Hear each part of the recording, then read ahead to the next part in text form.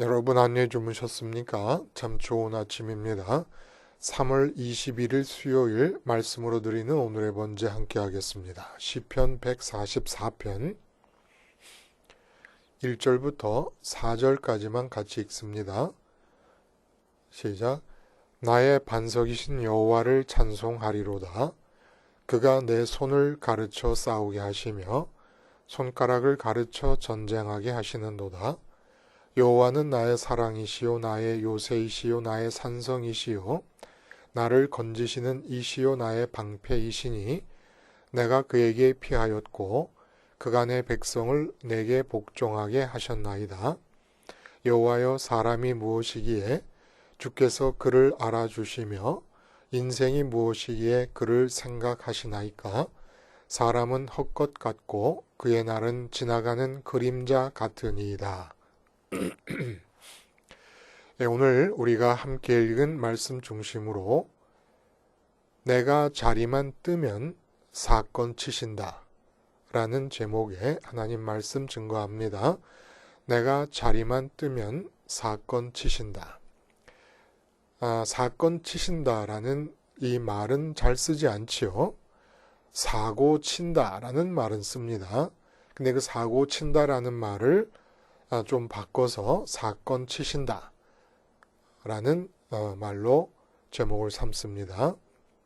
그러니까 내가 자리만 뜨면 하나님께서는 꼭 사건을 치신다 이런 뜻이 되겠어요. 한 살 정도 되면 좀 일어나서 아장거리고 걷게 됩니까? 기억이 잘 안 납니다만은 하여간 요런 아기들의 특징은 뭐냐 하면 엄마가 자리만 뜨면 사고를 치는 겁니다. 특별히 막 울고 징징거리고 떼를 쓰면은 오히려 괜찮아요. 근데 자리를 떴는데 한동안 조용하고 있다 그러면 반드시 사고를 치고 있는 중이지요. 잠깐 엄마가 자리 뜬 사이에 조용하면 하는 일이 뭡니까? 아무데나 닥치고 낙서를 합니다. 그리고 뭔가 그릇에 담겨 있으면 그걸 가만두고 보질 못해요. 담겨 있는 것은 무조건 다 쏟아 놓습니다. 그리고 서 있는 것은 자기 키가 닿고 손이 닿으면 다 쓰러뜨립니다. 책꽂이에 책이 꽂혀 있으면 그걸 두고를 못 봐요. 다 빼서 바닥에 내동댕이 쳐놓습니다.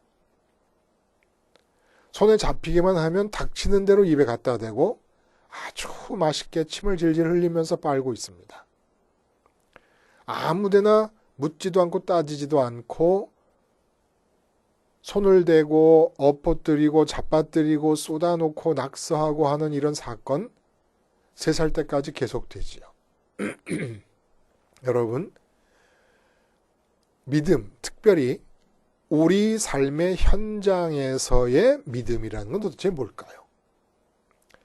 간단합니다. 어린 아기를 잠깐 두고 자리를 뜨는 엄마와 같은 것이에요. 내 마음에 공백이 있습니다. 마음의 공백 부분을 어저께는 우리의 영이라고 말씀드렸어요. 왜냐하면 그 공백 부분에 영이신 하나님께서 들어오셔야 되니까. 그 마음의 공백이 채워지지 않으면 우리는 살 수가 없습니다. 그래서 마음의 공백이 채워지는 상태가 만족과 기쁨이에요. 근데 이 만족과 기쁨을 누릴 수 있는 것은 지금 내 삶의 현장에서 어떤 일이 벌어지든지 이것과는 상관없다 라고 믿는 것이 믿음입니다.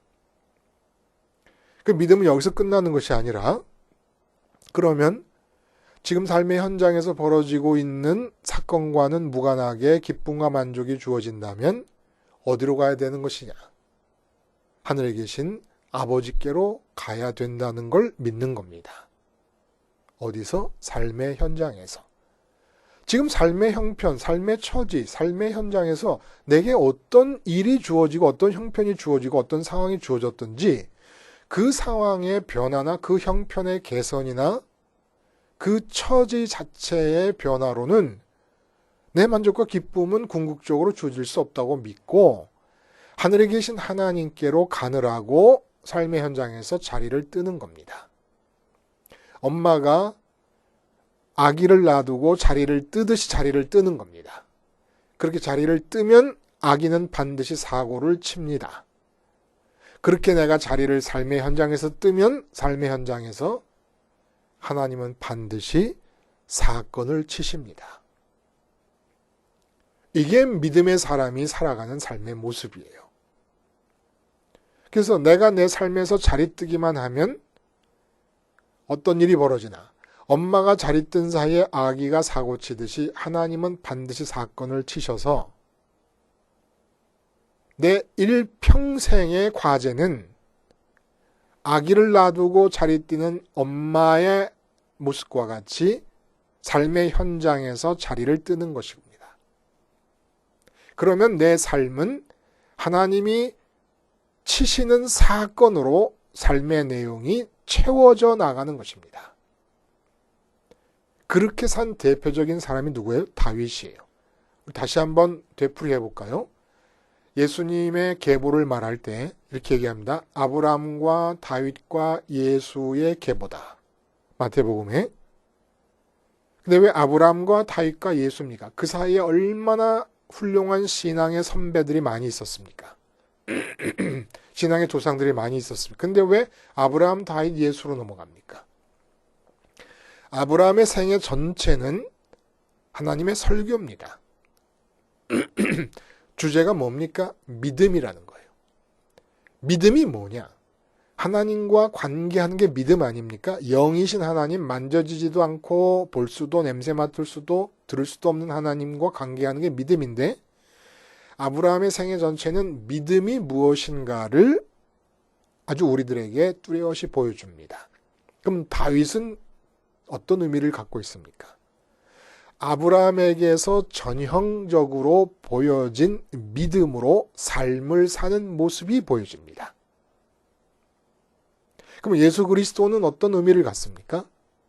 다윗에게서 일어난 아브라함의 믿음으로 삶의 현장에서 살아가는 일이 누구에게나 가능하게 해주기 위해서 예수님께서 오신 거예요.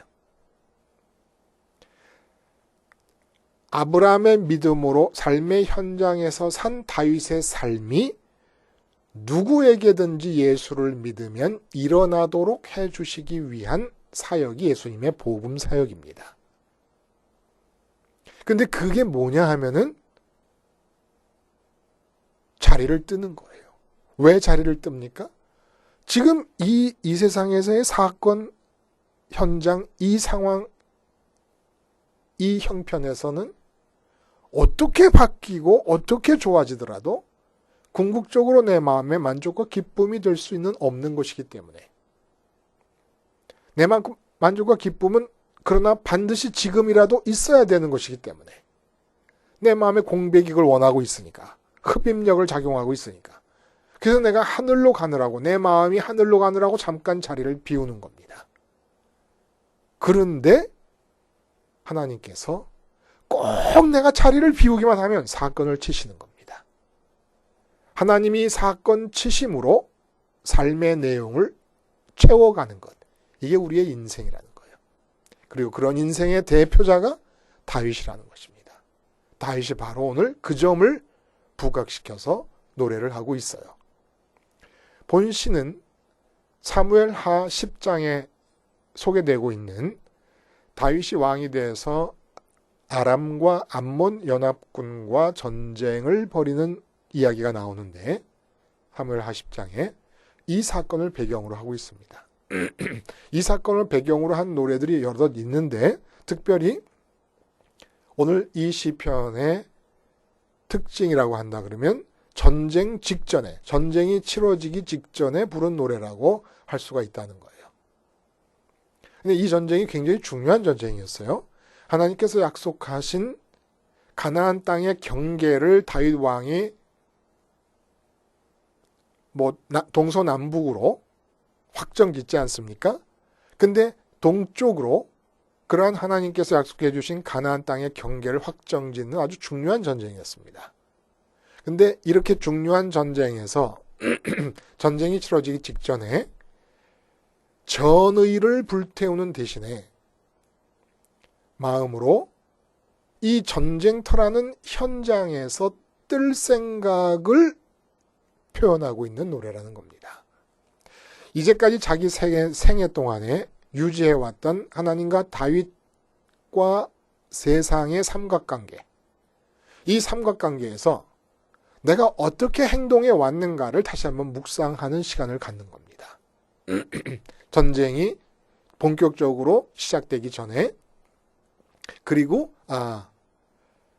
나와 하나님과 세상, 이 삼각관계에서 세상에 해당되는 부분에 어떤 사건이 벌어지고 어떤 일이 벌어지고 어떤 상황이 주어지더라도 내가 한 것은 내 마음의 만족과 기쁨을 위해 자리를 뜨는 것밖에 없었고, 그러면 세상이라는 부분에서 하나님은 꼭 자리 뜬 엄마가 안 보이는 사이에 사고 치는 아기처럼 사고 대신에 사건을 치심으로써 내 생애가 내용적으로 채워져 왔다라는 걸 묵상하는 거라는 겁니다. 그래서 시편을 한번 들여다보면 이렇습니다. 1절과 2절을 한번 주목해 보시죠. 나의 반석이신 여호와를 찬송하리로다. 그가 내 손을 가르쳐 싸우게 하시며 손가락을 가르쳐 전쟁하게 하시는도다. 여기서 이 말씀은 전쟁을 해야 될 나에게 훈수를 둔다는 말씀이 아닙니다. 이것은 예수님께서 귀머거리 귀신을 쫓아낸 뒤에 바리새인들이 바알세불 귀신의 왕의 힘을 빌어서 귀신을 쫓아낸다고 말했을 때 그 잘못된 비난을 수정해 주시면서 하신 말씀 있잖아요. 하나님의 손가락을 힘입어서 귀신을 쫓아내는 것이면 하늘나라가 너에게 임했다라는 말씀하시지 않습니까? 하나님의 손가락을 힘입어서, 근데 오늘 본문에는 뭐라고 얘기합니까? 하나님께서 내 손을 가르쳐 싸우게 하시며 손가락을 가르쳐 전쟁하게 하시는도다. 이렇게 표현합니다. 그러니까 예수님도 하나님의 손가락을 힘입어 쫓아냈다는 건 예수님이 장갑되셨다는 뜻이고, 다윗도 마찬가지예요. 내 손과 손가락을 가르쳐 전쟁하게 하시는도다. 내 손가락이 하나님의 장갑이 됐다, 이런 뜻입니다. 그러니까 직접 싸우셨음을 말하는 거예요. 분명히 내 손가락을 움직였고 내 손을 움직였지만 하나님께서 나를 장갑 삼아 끼시고 움직이셨다는 그런 얘기를 지금 하고 있는 겁니다. 그럼 우리는 어떻게 이렇게 말할 수 있을 것인가? 하나님께서 전쟁의 전략을 가르쳐 주시고 방법을 가르쳐 주신 것을 이렇게 표현할 수도 있지 않은가? 그럴 수 있죠. 그러나 그렇게 얘기하면 틀리는 것은 다음 구절을 보면 압니다. 다음 구절에 어떤 구절이 나옵니까, 여러분? 2절에 여호와는 나의 사랑이시오 라는 말이 나옵니다. 이 여호와는 나의 사랑이시오라고 하는 이 말은 하나님은 사랑이시다라는 하나님의 속성을 지금 언급하고 있는 게 아니에요. 뭘 얘기하고 있습니까? 하나님이 나의 사랑의 대상이다라는 얘기를 하고 있는 겁니다. 성경 전체를 통해 여호와 하나님을 사랑하라는 말씀이 나올 때마다 여러분이 꼭 기억하셔야 될 것은 이웃 사랑과 여호와 하나님 사랑이 다르다는 겁니다. 어떻게 다르냐? 여호와 하나님 사랑은 대표적으로 하나님 자신이 표현을 해내셨습니다. 사랑이 무엇이냐라는 것을. 내 사랑하는 아들이요 내 기뻐하는 자다. 예수님을 향해 말씀하셨어요. 이 사랑은 기쁨으로 귀결되는 사랑을 말하는 겁니다. 그러면 사랑은 무엇이냐? 기쁨으로 귀결된다는 건 알는데 사랑 자체는 무엇이냐? 예수님께서 요한복음에서 말씀하십니다. 아버지와 내가 하나다. 아버지가 내 안에 계시고 내가 아버지 안에 있다. 이게 사랑이에요. 서로가 서로 안으로 들어가서 채움이 일어나는 겁니다. 연합하는 겁니다. 그러면 기쁨이 되는 거예요. 이게 하나님 사랑입니다. 기쁨으로 귀결되는 사랑. 나와 아버지는 하나다. 다윗이 여호와를 사랑한다는 것은 바로 이렇게 내가 하나님으로 채워질 수 있다는 것을 얘기하는 것이고 하나님만이 내 마음을 채울 수 있는 분이라는 걸 고백하는 것이다라는 얘기입니다. 그래서 하나님과 연합되어서 하나님이 내 안에 들어오시니까 손가락을 움직이고 손을 움직인다는 것은 하나님께서 나를 장갑 삼으셨다라는 말씀이 된다는 얘기예요. 그렇게 해서 하나님으로 내 마음을 채우기 위해서, 그게 사랑인데 사랑하기 위해서 다윗이 지금 한 것은 무엇입니까? 다윗이 한 것이 뭐예요? 본문에서 간단하지요. 도망가는 겁니다. 뭐라고 얘기해요? 나의 사랑이시오 해놓고 나의 요새, 나의 산성, 나를 건지시는 이시오, 나의 방패이시니. 그래서 어땠다는 겁니까? 내가 그에게 피하였고 피난 갔다는 얘기예요. 왜 피난이라는 말을 쓰는 겁니까? 삶의 현장에서 상황이 벌어지면 보는 것이고 듣는 것이고 만져지는 것이기 때문에 내 마음이 자칫, 아니 10중 8구 그 상황에 사로잡혀 버리고 맙니다. 마치 공산당이 만주에서부터 북쪽으로 내려왔을 때 만주에 살고 있고 이북에 살고 있었던 우리 할아버지 할머니들이 피난을 내려오시는 것은 공산주의 치하에서 살고 싶지 않아서 아니었겠습니까? 근데 마찬가지로 상황이 벌어지면 그 상황이 내 마음을 사로잡아서 그 상황 밑에 묶어둡니다. 그러니까 피난을 가는 거예요. 그래서 피난 간다는 말을 자꾸 하는 겁니다. 하나님이 피난처라는 말을 자꾸 하는 거예요. 그럼 왜 피난을 갑니까? 공산당 치하에서는 결코 살 수 없다. 행복하게 살 수 없다는 것을 믿기 때문에 남쪽으로 피난을 온 겁니다. 마찬가지예요. 지금 내 앞에 벌어지고 있는 이 세상 삶의 상황은 어떻게 변하든지 간에 내 기쁨과 만족에는 아무 상관이 없다라는 걸 믿기 때문에 하나님께로 피난 가는 겁니다. 하나님께로 피난 가는 그 상황을 다시 얘기하면 하나님이 내 사랑이시다라는 거예요. 왜? 사랑이 뭐라고요? 하나님에 대한 사랑은 내 마음의 만족과 기쁨이 주어지는 사랑입니다. 그러니까 나 기쁘자고 나 만족하자고 하나님께로 피난 가는 거예요. 이게 믿음이라는 겁니다. 근데 그렇게 했을 뿐인데 내 기쁨과 내 만족을 위해서 하나님께 피난 갔을 뿐인데 이 세상 상황이 어떻게 변하든지 내 만족과 기쁨엔 상관이 없다고 믿었을 뿐인데 근데 하나님이 사건을 치십니다.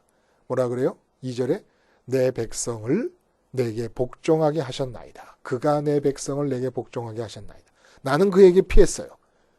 근데 내가 자리 뜬 사이에 그 잠깐 사이에 하나님이 무슨 일을 하셨느냐.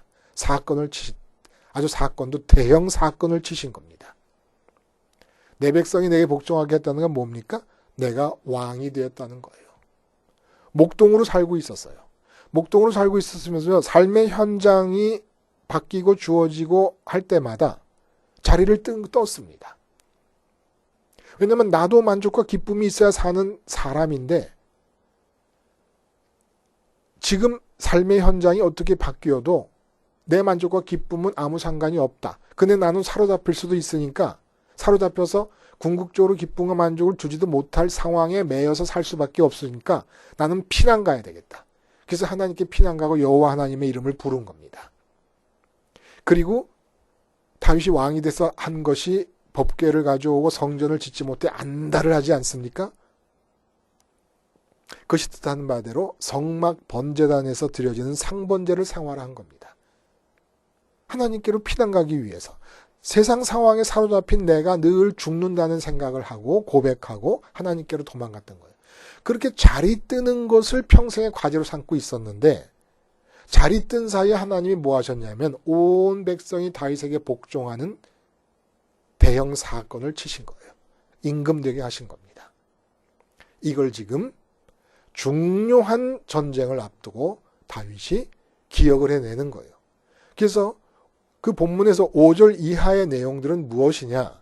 시내산 얘기를 다시 기억해내지 않습니까? 시내산이라는 건 뭐예요? 하나님께서 이 땅에 강림하신 사건입니다. 산이 흔들리고 진동하고 옹기점에 불처럼 막 불이 일어나고 연기가 일어나고 하면서 하나님이 내려오시지 않았습니까? 결국 5절 이하의 전쟁을 앞두고 이 얘기를 하는 이유는 뭐예요? 하나님, 이제까지 내가 살아온 과정을 한번 돌이켜 봤습니다. 근데 참 우습게도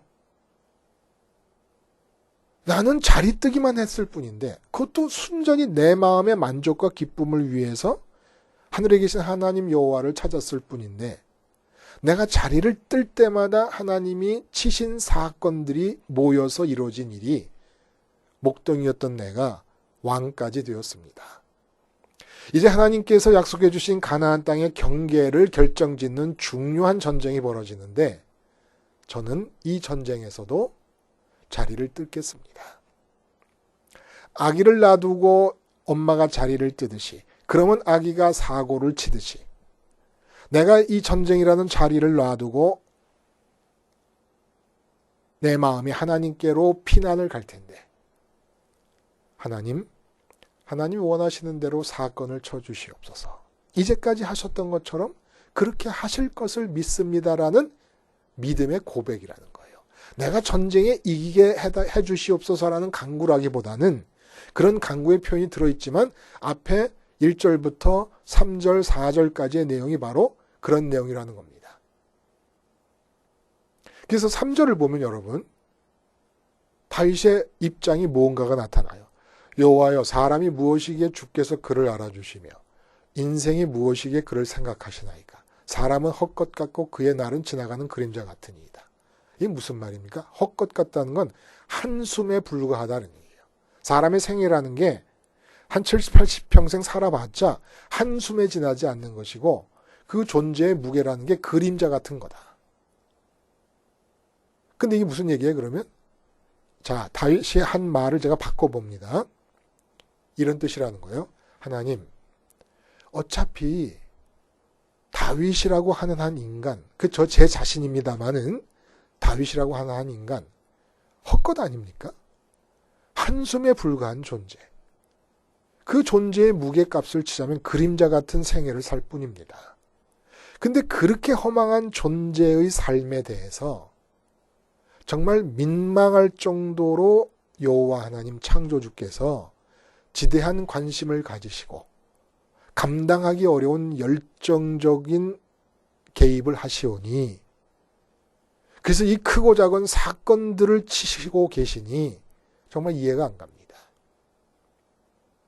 도대체 내가 뭘 하고, 아니 그 하나님께서 이렇게까지 한숨에 불과한 생애를 사는 이 다윗이라는 이름 하에서 하나님이 이렇게 열정적으로 사건들을 치고 계시는 것입니까? 나로서야 너무 좋지만 도대체 하나님께는 무슨 남는 장사가 된다고 이러고 계시는 것입니까? 지금 다윗은 자기 삶에 대해서 관중석에 앉아 구경하는 입장이 되어버린 겁니다. 여러분, 2002년 한일 월드컵 당시 한국 축구 국가대표팀 감독이었던 거스 히딩크, 네덜란드 이 감독을 다 아시죠? 이때 4강까지 오르게 한 그 히딩크 감독의 리더십이 일반 기업에서조차도 초청 강연이 쇄도할 정도로, 강연 초청이 쇄도할 정도로 아주 화두가 되었습니다. 대한민국 사회에. 그래서 이 리더십을 가리키며 유행했던 우스갯소리가 있어요. 그 당시 주장이 홍명보 선수 아니었습니까? 이런 말이요. 홍명보 당에서 만든 안정환이라는 특효약을 이천수에 타서 마시면 히딩크 하고 트림이 나오면서 10년 묵은 체증이 뚫린다. 이런 우스갯소리가 다 유행했다 그래요. 뭐 굉장했지요. 예? 불가능을 가능케 한 대한민국 스포츠 역사에 길이 남을 히딩크 감독의 리더십입니다. 근데 히딩크 감독이 뭐라 그랬냐면 어느 인터뷰 가운데 이런 말을 했어요. 선수들이 골을 못 넣는다고 감독이 직접 뛸 수는 없지 않은가. 그렇지요. 선수들이 골을 못 넣는다고 감독이 뛰어들어 직접 뛸 수는 없지요. 그런데 내 삶에서 감독이 누굽니까? 하나님이세요. 그럼 나는 선수입니까? 아니에요. 히딩크 감독과 하나님이 다른 것은 대한민국 축구 대표팀의 히딩크가 감독이었고 내 삶의 하나님이 감독이십니다. 근데 나는 내 삶에 대해서 감독도 아니고 선수도 아니에요. 하나님이 내 삶에 대해서 감독이시고 선수이시다 이겁니다. 나는 내 삶에서 자리 뜨는 자예요. 그래서 오늘 이 3, 4절 아니 다윗이 뭐라고 한숨에 불과하고 그림자에 불과한 인생을 사는 존재일 뿐인데 하나님이 왜 이렇게 민망할 정도로 감당하기 어려울 정도로 열정적으로 관여를 하셔서 사건들을 치시면서 삶을 내용을 채워가시느냐라는 얘기를 하는 것은 다윗이 지금 뭡니까? 관중석에 앉아있는 겁니다. 물론 다윗의 몸을 움직이고 다윗의 손을 움직여서 전쟁을 합니다. 왕노릇을 하고 있는 것이고 그러나 자기 마음에 자기 손으로 뭔가를 하겠다는 마음을 갖고 해본 적이 한 번도 없으니까 자기 손으로 한다는 의식이 생기는 건 언제예요? 내가 하고 있다는 의식이 생기는 건 내가 하는 그 일을 통해서 내가 만족과 기쁨을 얻는다라고 믿고 행할 때 내가 한다는 의식을 갖게 되는 겁니다. 근데 나는 지금 어떤 일을 해도 전쟁을 치르고 사업을 하고 아이를 길러도 지금 아이를 기르는 일에서 내 기쁨과 만족은 아무 상관이 없는 거예요. 그러면 내 마음의 공백에 의해서 흡입되는 흡입력으로 움직이는 게 아니기 때문에 내가 하는 일이라는 의식을 가질 수가 없습니다. 사람은. 하나님 때문에 만족하고 기쁜 가운데 내가 하는 모든 일들은 다 하나님이 하시는 게 돼버립니다. 나는 내 삶을 내가 움직이면서도 구경하고 있는 거예요. 내가 움직일 것은 내가 움직이고 내 주변에 내가 움직이지 내 손길이 닿지 않는 주변의 일들은 하나님께서 변화시키고 움직여 가시는 거라는 겁니다. 그래서 마지막 부분에 보면은 이러한 왕으로서 백성들에 대한 바람이 나오는 거예요. 한번 읽어보세요. 12절부터 마지막 15절까지 백성들 한 사람 한 사람들이 자손의 축복 그리고 곡간안엔 백곡이 가득하고 양은 들에서 천천과 만만으로 번성하고 숫소는 무겁게 짐을 싣고 다니는 풍성함 가운데 살게 되는 것. 그래서 침노하는 일이나 나아가 막는 일이 없으며 거리에는 슬피 부르짖음이 없을진데 여호와를 자기 하나님으로 삼는 백성은 다 이런 복을 누릴 것이다 라는 얘기를 합니다. 다윗이 원하는 게 뭡니까? 왕으로서 모든 백성이 단 한 가지만 해달라는 거예요. 자기에게 주어진 삶의 현장에서 자리를 떠달라는 겁니다.